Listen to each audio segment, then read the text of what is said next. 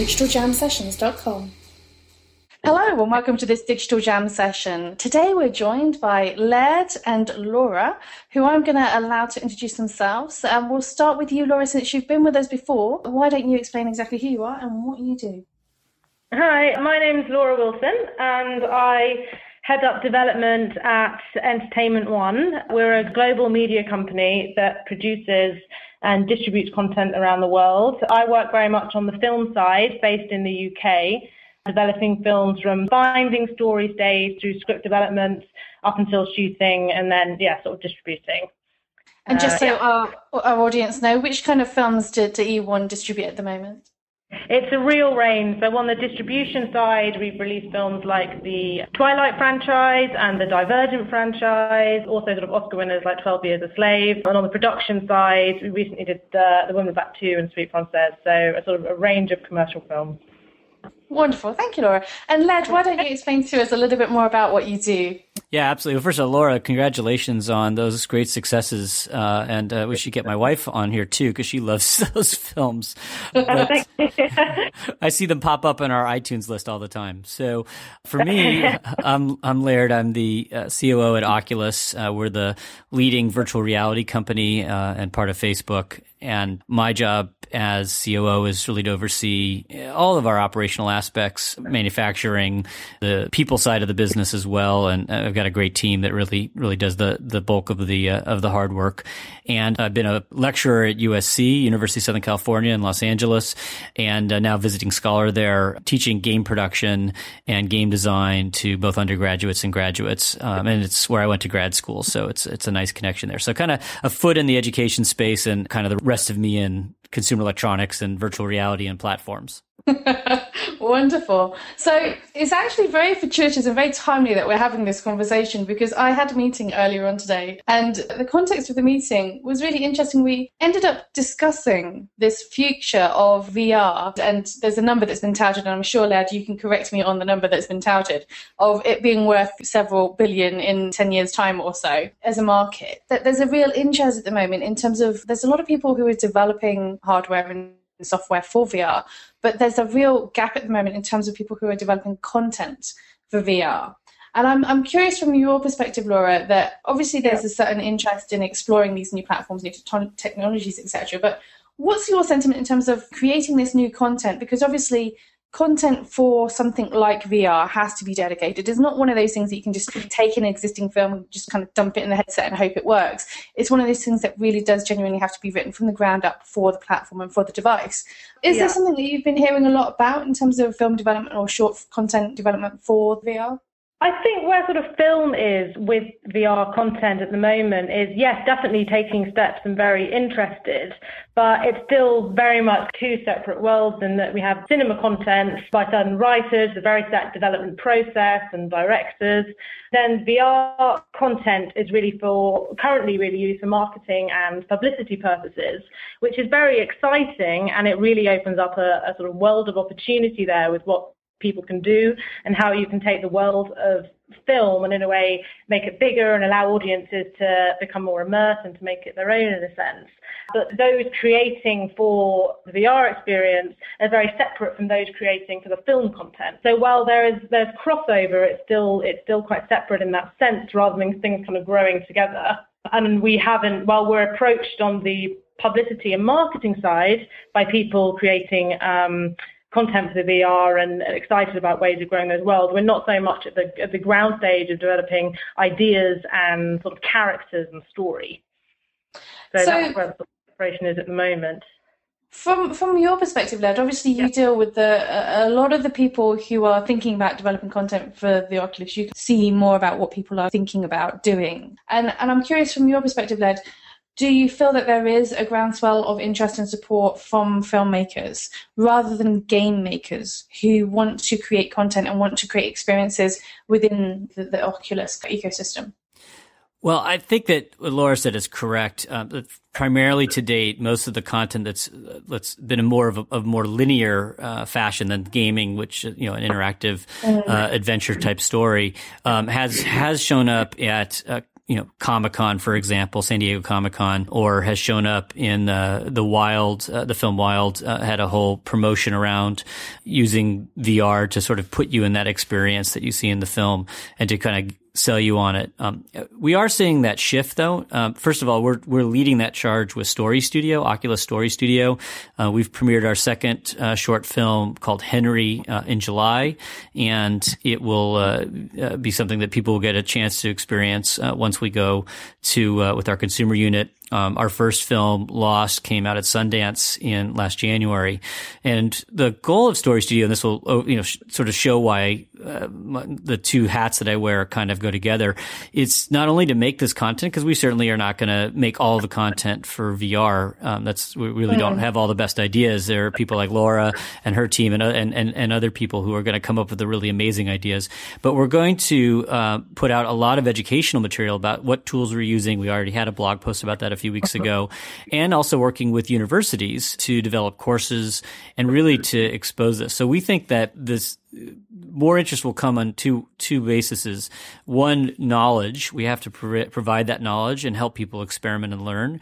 And two, we're also at such early days. I mean, if we're an equivalent in the film terms, I mean, we're in the tent looking at the train coming into the station, back in the, a century plus ago. And we'll get to talkies much faster than film got to talkies, and we're already at 3D, and we'll move, at an exaggerated pace, I am sure. But I think we're really still at that idea that the only way to really experience VR is a very limited fashion. And I wouldn't even want anyone to make a super huge investment yet until they knew there was an audience. And so one of the things about us launching and other people launching, will provide that base, but it's all coming, starting with, the Gear VR consumer launch, which will come later this year with our partnership with Samsung. And then we'll move into the consumer Rift and then other people's products.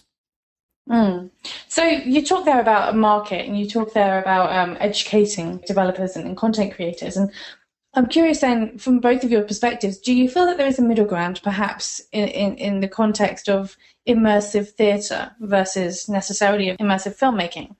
So we know that there is an existing market for immersive theatre. We know that there are people out there who are creating live, experiential, interactive experiences that could be expanded into something that could be experienced in one's sitting room at home, versus necessarily having to come down to the physical location. Do you think that there is maybe an interesting middle ground somewhere in the middle of that? Yeah, I'll jump in. I think yes, absolutely. In fact, for my students who've worked on VR projects, and I've seen it from others as well, is that actually for live action, when you're dealing with actors in front of cameras, and there's lots of work going on cameras stuff as well, it is more like directing a play than it is directing a movie, because you have to take into account the 360-degree nature of VR.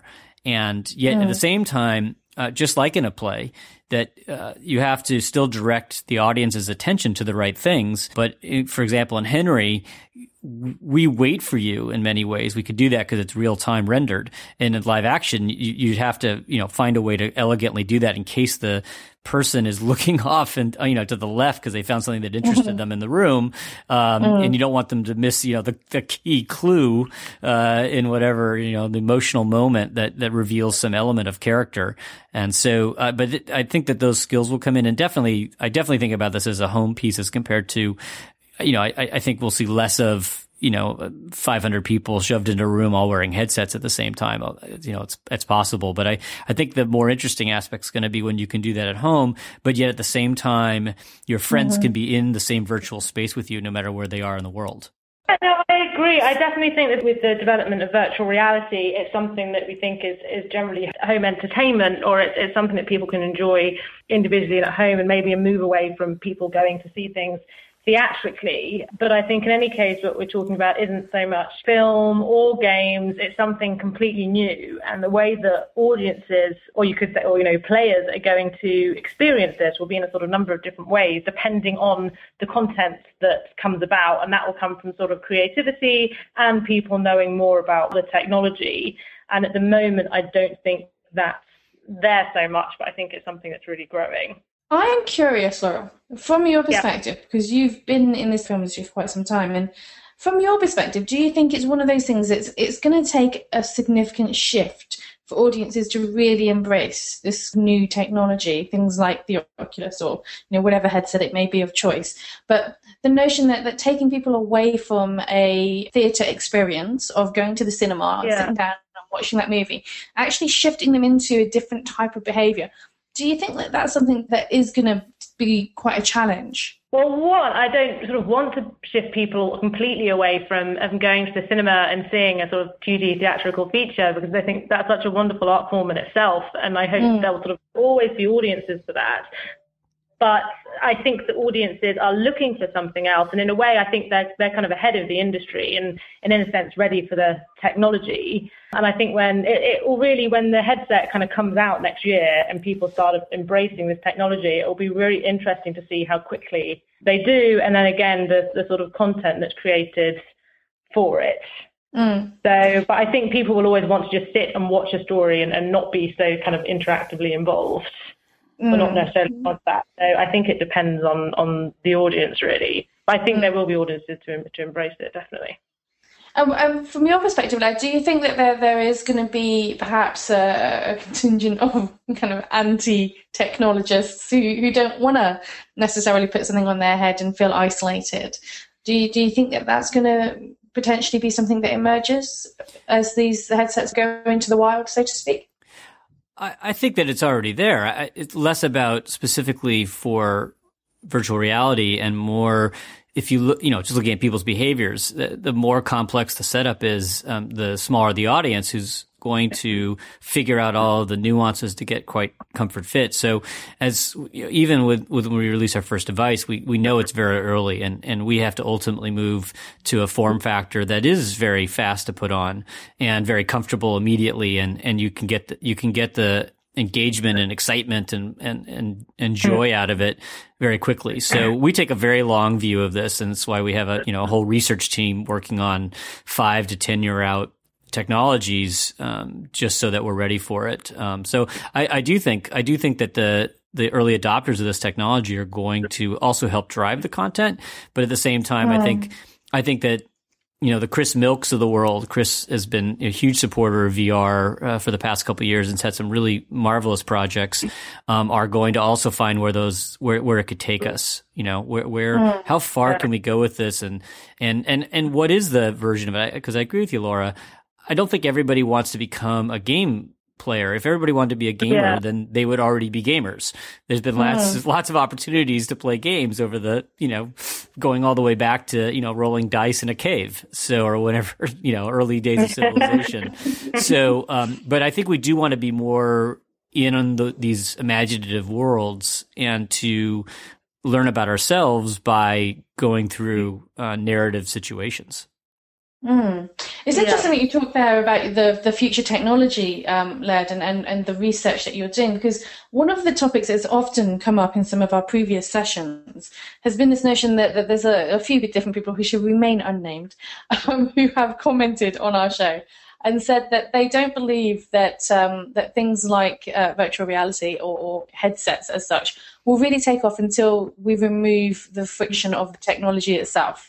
So until we remove the need to physically put a headset on our head, it's not something that will gain that mainstream adoption and that penetration of audience that really will make it become part of everyday life in the way that a mobile phone became part of everybody's life. And I wonder what your view on something like that is.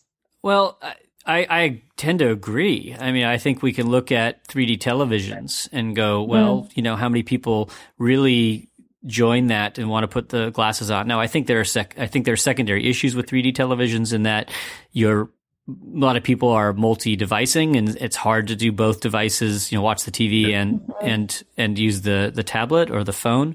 But we also have to put up with typing on tiny keyboards followed by typing on virtual keyboards.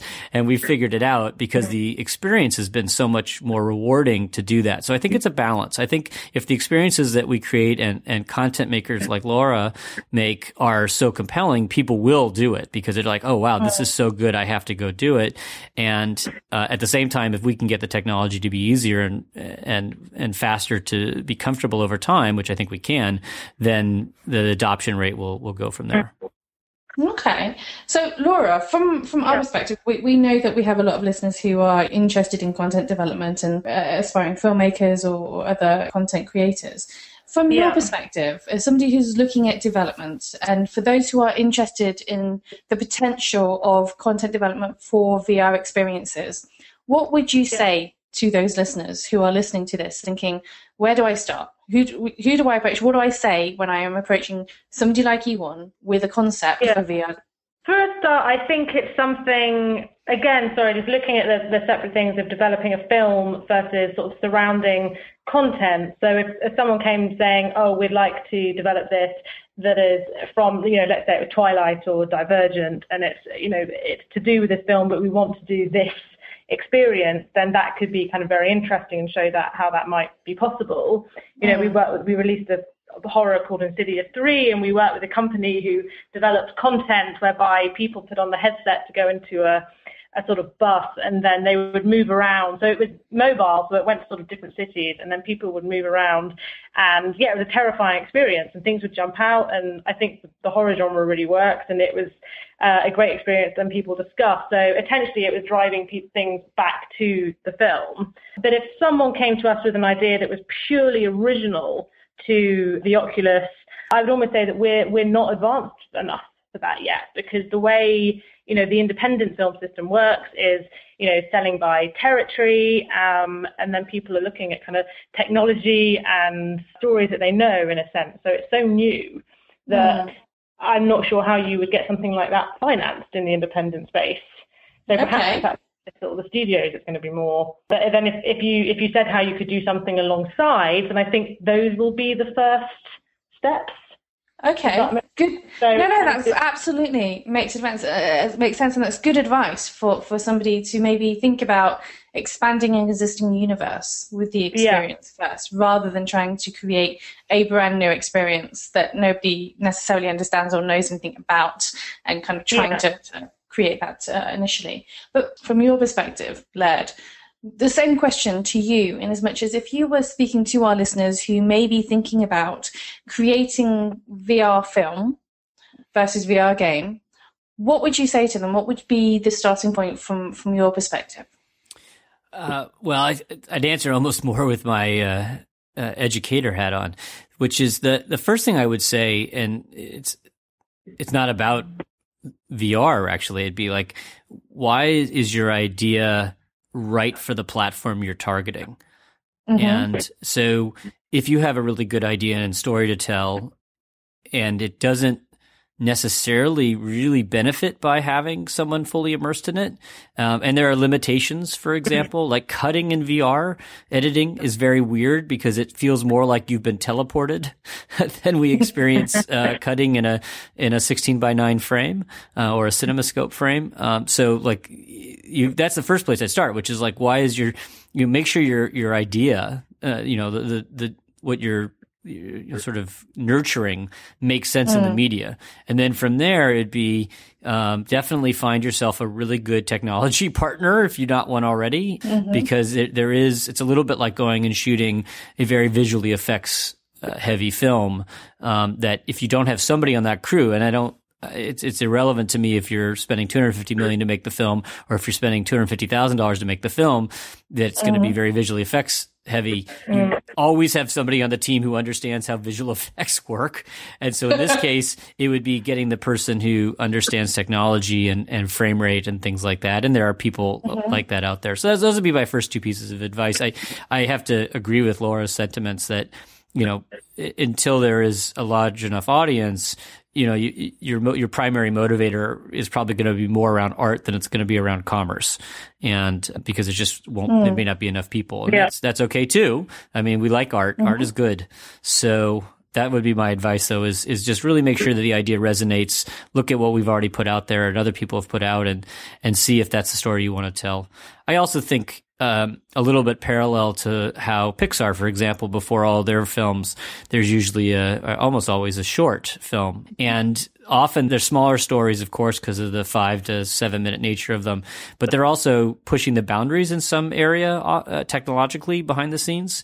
And I think those are really interesting ways to leverage another property and do something different, and yet at the same time entertain and expose and maybe give the fan a deeper understanding of that universe. Thank you.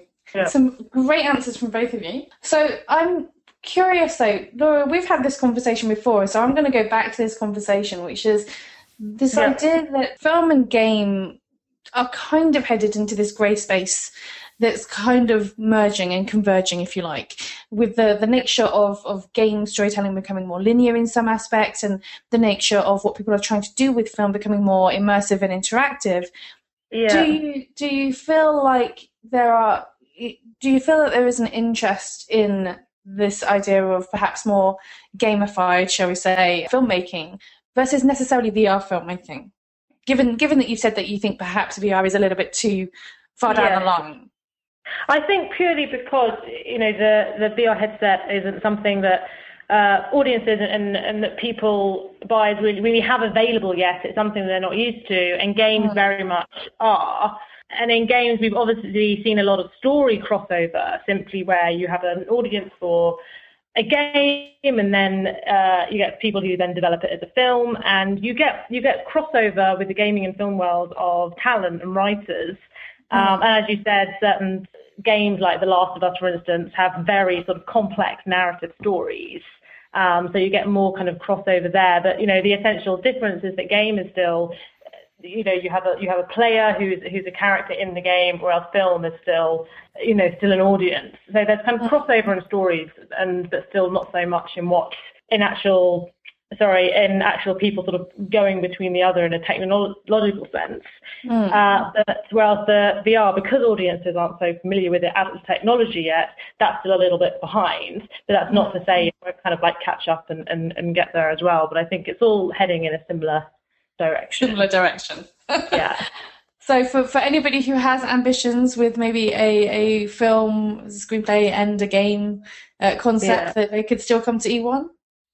Yes, and we'd be very interested. We'd be very interested to hear about them. Wonderful. Okay. From your perspective, Led, you're working in this what some people would consider as the front cutting edge, if you like, of innovation and development in some ways. But I'm curious to understand from you what you think is really the next step for VR or for the landscape in general of immersive entertainment. What do you think is that next step that's going to push the industry forward another step? I think it's something that's been, I think, developing in my 20 plus years in entertainment. And that is, and we saw that more in gaming. I started in television, so there wasn't a lot of personalization of content. But I think that is going to be a big element of all types of content. That you're gonna want the content you want. So there's that's happening to some extent. And as we see, things like the new Apple TV coming out that are probably going to have even more selection and individuality. But I also think that a great for film, for VR, for games, that your experience is your experience, and it's unique to you in terms of how you play, and you change the story and mold the story, and the characters react to you specifically. I think that those sort of pieces are really, that's what's at the forefront, and that will be great for VR because it's really going to end up being a real time environment, I think, for the most part. But it'll also be great for film and television in that if when you watch it and you want to go down a certain pathway with a character, you can and see what happens. And then I bring this always back to the social experience, because one of the things about those great big cinema going experiences that you go with a lot of people, right? When some of the big movies come out the rest of this year, we have Bond, we have Star Wars. Like, I want to see those with 500 people. That's going to be awesome, right? Because people are going to cheer and ooh and ah and clap and whatnot. And because it's a social experience. And when film and VR experiences are more personalized, where you can actually interact with those characters and keep talking to them, then I can then share what I learned about those characters with my friends and other people who are interested in it. And all of a sudden we have a community approach that then storytellers can then learn from that, what's going on in the community, and take that back into their development. So I see a very sort of personalization as well as an interchange between the artists and the audience. It's very interesting that you mentioned this, because somebody mentioned earlier on today, actually, about this notion that film consumption in the home environment is a very insular experience. And the notion of creating community and conversation amongst viewers, but whilst they are watching from home, in the same way that, gamers can put on the headset and they can, sit there and scream at each other when they're playing a game. But to do something similar around film was a question that was raised today, and it was quite an interesting conversation and debate that came from it. But I think you're almost headed in that a very similar direction there with your observations, Led. But Laura, from your perspective, what do you think it's going to take? What do you think is going to be this next big significant step? Because I know that you're saying that you don't think that VR is necessarily something that you're ready for, because it's maybe too far away. It's not everybody really has access to that thing. But what do you think is the step in between? What do you think is that thing that's going to push, from a film industry perspective, push things forward? I don't think it's going to be sort of one big change in a way. I think what's going on now with so much different technology and different audiences, that this kind of idea of you would get key demographics who would go and watch a certain kind of film. Every Friday there would be a film for each of those demographics. I think that's really changing, and I think that people sort of having time to go to cinema on a Friday night, that's changing too, and people are consuming differently around their very sort of specific individual lives as well. But at the same time, people still like that sense of, completely agree with what you were saying before, is that people still like that sense of community. So in a way, I think we're just going to get a real diversification of content, which is great for the creators and great for the filmmakers and great with people with ideas, but it's really all the kind of technology catching up, and the various kind of tablets and the different way that people consume is kind of proliferating that content. So I don't think it'll necessarily be sort of one big change coming up. It'll be sort of gradual and in lots of different directions. Okay, so subtle movements, incremental movements that we suddenly notice has taken us into another place. Okay. Yes, and then when there's good content, something I think will suddenly come up at some point further down the line that it includes lots of different platforms and does jump across them, because it's good, people will be drawn to that, and so within that you'll still get the successes and failures. It's how people view it. Yeah. Okay. So, as always, with the Digital Jam sessions, we like to ensure that our listeners can follow you and find out everything that you're doing. And we do that by asking you to share with us your Twitter or social media handle of choice. And Laura, shall we start with you? It's just at Laura Jane Wilson. Okay. And Laird, what would be the best way for people to follow you, Laird? Yeah, I'm at Run Laird Run. That's me. I like it. That's awesome. Well, guys, thank you very much for joining us today, and thank you for listening. If you enjoy this content, don't forget to subscribe. And thanks again for joining us on this Digital Jam session. DigitalJamSessions.com